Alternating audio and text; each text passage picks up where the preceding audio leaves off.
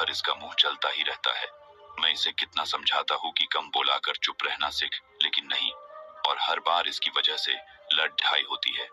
महात्मा मुस्कुराए और बोले, मैं तुम्हें इस बात को एक कहानी की मदद से समझाता हूँ। मेरा गुरु का एक शिष्य था जो बहुत बोलता था। वह हर समय इधर उधर की बातें करता था और कभी शांत नहीं रहता था। जब वह दान लेने के लिए जाता तो हर घर से एक नई कहानी लेके आता और आश्रम के दूसरे शिष्यों को सुनाता, और एक शिष्य की दूसरे से बुराई करता, चुगली करता, और दूसरों के सामने अच्छा बनने का प्रयास करता, और खुद के मुंह से ही खुद की तारीफ करता रहता, और हमेशा खुद को गुरु के सामने सबसे बुद्धिमान और उत्तम साबित करने का प्रयास करता। वह खुद को सभी शिष्यों से अलग और श्रेष्ठ मानता था। उसका कहना था कि मैं एक अमीर घर का बालक, अगर मैं चाहता तो एक आरामदायक और सुविधाओं से भरा जीवन जी सकता, लेकिन मैं वह सब छोड़कर यहाँ आ गया क्योंकि मुझे खोज करना, खुद को जानना है, जीवन को जानना है। एक दिन गुरु ने आश्रम के सभी शिष्यों को बुलाकर कहा, आप सभी को अगले 1 महीने के लिए कोई न कोई संकल्प लेना होगा। इससे आपकी संकल्प शक्ति मजबूत होगी और आप में आत्मशक्ति का संचार होगा। आप सभी अपने सामर्थ्य के अनुसार कोई भी संकल्प ले सकते हैं, और यदि 1 महीने से पूर्व आप में से जिसका भी संकल्प टूट जाएगा तो वह अपनी पुरानी दिनचर्या में वापस आ सकता है। सभी शिष्यों ने अपनी शक्ति के अनुसार संकल्प लिए और गुरु को अपने अपने संकल्प के बारे में बताकर वहां से चले गए। लेकिन वह शिष्य जो खुद को सबसे अलग दिखाना चाहता था, वह सीधे गुरु की कुटिया में पहुंच गया और बोला, मैं कोई छोटा मोटा संकल्प नहीं लेना चाहता, बल्कि खुद की ही जैसे एक और महान संकल्प लेना चाहता हूँ। कृपया आप ही बताएं मुझे क्या संकल्प लेना चाहिए। उसकी यह बात सुनकर गुरु मुस्कुराए बोले, क्या तुम मेरे द्वारा दिए गए संकल्प को पूरा कर पाओगे? क्या तुम्हारे लिए उसे पूरा करना संभव होगा? शायद नहीं, वह तुम्हारे लिए संभव नहीं, तुम उसे पूरा नहीं कर पाओगे, इसीलिए तुम खुद ही कोई संकल्प ढूंढो। शिष्य ने कहा, नहीं गुरुदेव, आप जो भी संकल्प मुझे देंगे मैं जरूर उसे पूरा करूं। गुरु ने कहा, ठीक है, तो तुम अगले 1 महीने तक चुप रहो, मुंह से एक शब्द भी नहीं निकालोगे, यही है तुम्हारा संकल्प। शिष्य ने कहा, गुरुदेव, यह भी कोई संकल्प है? ये तो बहुत ही आसान है, आप कोई संकल्प दीजिए जो मेरी योग्यता के बराबर हो। गुरु ने कहा, पहले तो तुम इस संकल्प को तो पूरा करके दिखाओ। शिष्य ने गुरु की बात मान ली और वह उसी समय चुप हो गया और पलटकर कुटिया से बाहर चला गया। उसे चुप रहना बहुत आसान लग रहा था। उसने एक दिन तो जैसे तैसे चुप रहकर काट लिया, लेकिन दूसरे दिन से उसके मन में ना बोलने का बोझ बढ़ने लगा, और तीसरे दिन उसे भारीपन महसूस होने लगा, और चौथे दिन उसके अंदर एक अजीब सी बेचैनी होने लगी, क्योंकि आसपास आश्रम के सभी शिष्य एक दूसरे से बातें कर रहे थे। वह भी अपना पक्ष उनके सामने रखना चाहता था, उनकी बोलती बंद कर देना चाहता था, लेकिन उसका संकल्प उसके आ रहा था, इसीलिए वह पूरे दिन सिर्फ और आंखें बनाता। इसी तरीके से कुछ दिन और बीते और वह शिष्य बीमार पड़ गया। उसका सिर फटा जा रहा, उसका खाने पीने तक का मन नहीं था, वह सिर्फ बोलना चाहता था। वह गुरु के पास गया और उनके सामने बैठकर लिखकर उन्हें बताया, गुरुदेव, मैं बोलना चाहता हूँ, बिना बोले मुझे सांस नहीं आ रही है, मेरा दम घुटता जा रहा है, मैं अंदर ही अंदर पागल हुआ जा रहा हूँ, मैं क्या करूँ, संकल्प तो ढ दूं क्या? ये पढ़कर गुरु मुस्कुराए और बोले, मैं संकल्प ढाने के लिए नहीं होते, लेकिन जो अपने संकल्प को पूरा कर लेता है वह अपनी आंतरिक शक्ति को बढ़ाता है, और जो अपनी आंतरिक शक्ति को बढ़ा लेता है वो समाज और जागृति की राह पर आगे बढ़ जाता है। संकल्प का लेना भी तुम्हारे हाथ में था और इसे तोड़ना भी तुम्हारे हाथ में है। तुम्हारे बहुत से भाई अपने संकल्प को तोड़कर अपनी पुरानी दिनचर्या पर वापस आ चुके हैं। अगर तुमसे नहीं हो पा रहा तो तुम भी संकल्प तोड़कर अपनी पुरानी दिनचर्या पर वापस जा सकते हो। लेकिन याद रहे, अगर आज तुम इस छोटे से संकल्प को नहीं संभाल पा रहे तो तुम अपनी बाकी की पूरी जिंदगी को कैसे संभाल सकोगे? बाकी फैसला पूरी तरह से तुम्हारे हाथों में है। गुरु की यह बात उस शिष्य के दिल में चोट कर गए। वो बिना कुछ बोले वहां से वापस चला गया और खुद को अपनी कुटिया में बंद कर वह केवल अपने जरूरी कामों के लिए ही कुटिया से बाहर निकलता, बाकी सारे समय कुटिया के अंदर ही बैठा रहा। 15 दिन बीत चुके थे और आश्रम के लगभग सभी शिष्यों का संकल्प अब तक टूट चुका था, लेकिन उसका संकल्प अभी भी जारी था। संकल्प लेने के बाद से अब तक उसने एक शब्द भी नहीं बोला। सारा आश्रम हैरान था कि इतना बोलने वाला इंसान चुप कैसे हो। 15 दिन बीतने के बाद वह दोबारा अपने गुरु के पास गया और लिखकर बताया है, गुरुदेव, मैं बाहर से तो चुप हूँ, लेकिन मेरे भीतर बहुत सी आवाजें हैं, बहुत सी चीख पुकार और शिकायतें हैं। मैं अंदर ही अंदर बात करता रहता हूँ। मेरा मन तरह तरह के प्रश्न पूछता है। मैं बाहर से जितना मोर, भीतर से उतने ही शोर शराबे से भरा। क्या इस तरह से मेरा संकल्प अभी भी है? गुरु ने कहा, हाँ, तुम्हारा संकल्प अभी भी जारी है, लेकिन जब तक लोगों की ये आवाजें तुम्हारे कानों में बजती रही, तुम्हारा मन बोलता रहेगा, क्योंकि इसे तो आदत है।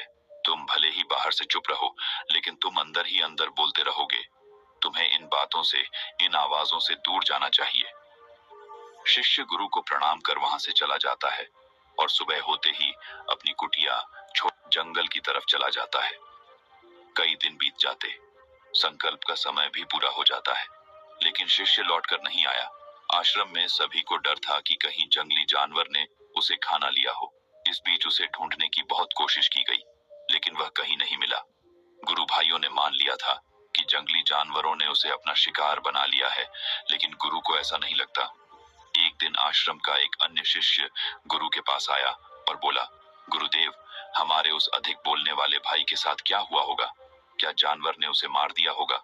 गुरु ने कहा, हो सकता है कि जानवरों ने उसे अपना शिकार बना लिया हो, लेकिन उसके न लौटने की एक दूसरी वजह भी हो सकती है। शायद उसे वह मिल गया है जिसके लिए वह गया था। फिर शिष्य ने पूछा, गुरुदेव, क्या ज्यादा बोलना इतना हानिकारक होता है? गुरु ने बोला, कहा, इंसान के जीवन के बहुत सारे दुखों में से एक दुख यह भी है कि वह कभी चुप नहीं रह सकता। हमेशा कुछ ना कुछ बोलता ही रहता है। सिर्फ हमारे बोलने के कारण हमारे आधे से ज्यादा दुख पैदा होते हैं। हम में से कोई भी चुप नहीं रहना चाहता। हम बस सामने वाले को सुना देना चाहते हैं। जो भी हमारे मन में है सब निकाल कर उसके मन में बैठा देना चाहते हैं। उसे समझा देना चाहते हैं कि देख, तू गलत है और मैं सही। इस तरीके से सुनने और सुनाने का यह काम जिंदगी भर चलता रहता है। लेकिन इस नासमझी में हम अपना समय, अपना जीवन, अपनी समझ और सबसे महत्वपूर्ण है कीमती पल जो जिए जा सकते हैं, जिनको अनुभव किया जा सकता है, जिनमें आनंद को प्राप्त किया जा सकता है, यह सब खो देते हैं। लेकिन इसके बदले हमें मिलता क्या है? कुछ नहीं, सब व्यर्थ और बर्बाद हो जाता है। शिष्य ने पूछा, तो फिर इसका समाधान क्या है? गुरु ने कहा, पूरी जागरूकता के साथ अपने विचारों को देखना, यही एकमात्र तरीका है। सारी मानसिक समस्याओं का वर्तमान में रहकर चिंतन करना, पूरी जागरूकता के साथ अपना काम करना जिंदगी में चमत्कारिक बदलाव ला देता है। उसके बाद वह शिष्य गुरु से अपने प्रश्नों का उत्तर पाकर उनको प्रणाम करके वहां से चला गया। उस शिष्य को आश्रम छोड़ कर गए 3 महीने का समय बीत चुका था, लेकिन उसकी कोई खबर नहीं।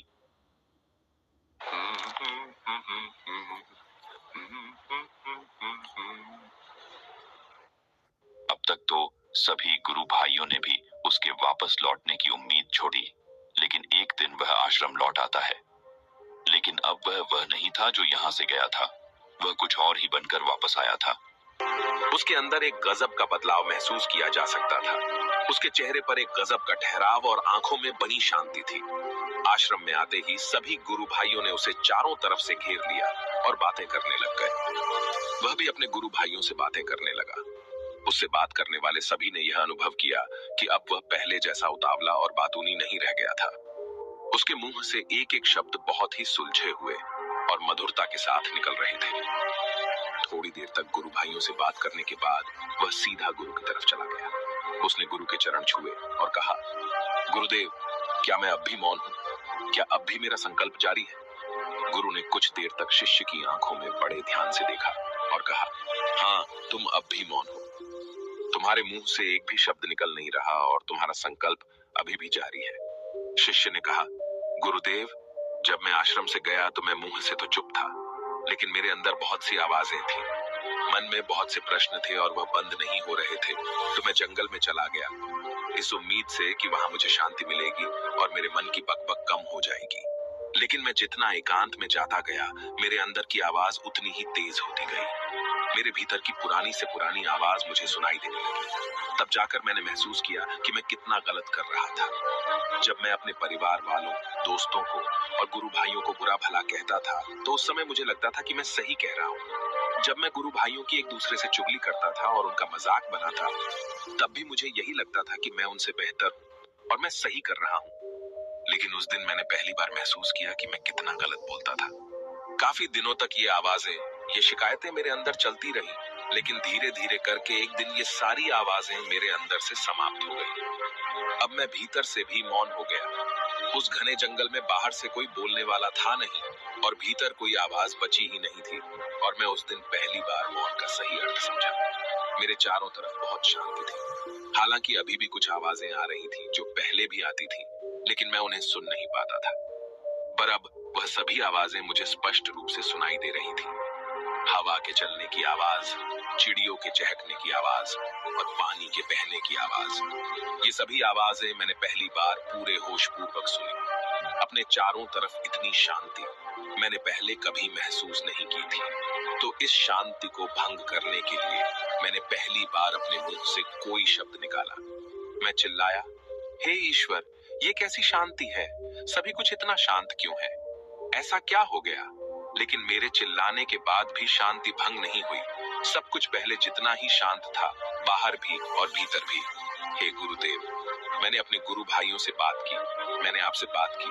मैं बोल रहा हूँ, मैं चल रहा हूँ, मैं सब कुछ देख रहा हूँ, लेकिन मैं अपने भीतर एकदम एकांत में हूँ, मौन में हूँ, भीड़ में होता हूँ, तब भी भीतर से अकेला एकांत में होता हूँ। जब मैं खुद में भी शोर करना चाहता हूँ, तब भी एकांत में ही होता हूँ।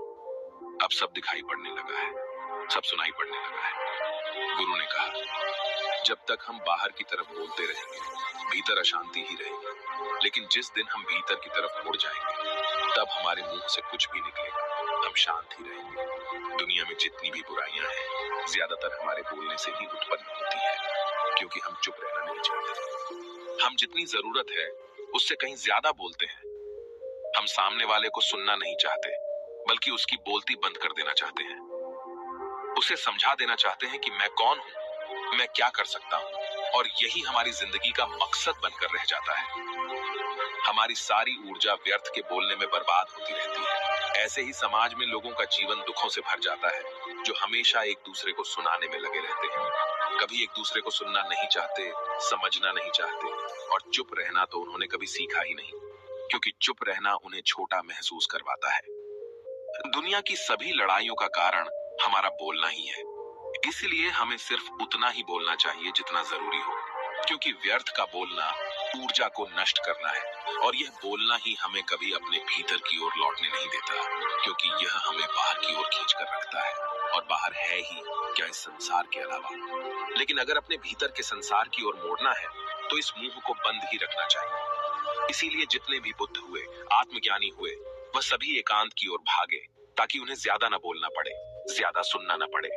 वह एकांत में रहे और शांत रहे, इसीलिए आसानी से भीतर की यात्रा कर पाए। लेकिन अगर कोई चाहे तो इस संसार में रहकर भी एकांत में रह सकता है, शांत रह सकता है, लेकिन इसके लिए उन्हें अपनी ऊर्जा बचानी होगी, जिसे वह अब तक अपने व्यर्थ के शब्दों में बर्बाद कर रहे थे। दोस्तों, इस कहानी की सीख यही है कि व्यर्थ का बोलना ऊर्जा को नष्ट करना है। ज्यादा और व्यर्थ बोलना ही हमें अपने भीतर की ओर लौटने नहीं देता, क्योंकि यह हमें बाहर की ओर झुकाए रखता है, और जिन्हें भीतर की यात्रा करनी है, उन्हें अपने मुंह को बंद ही रखना चाहिए।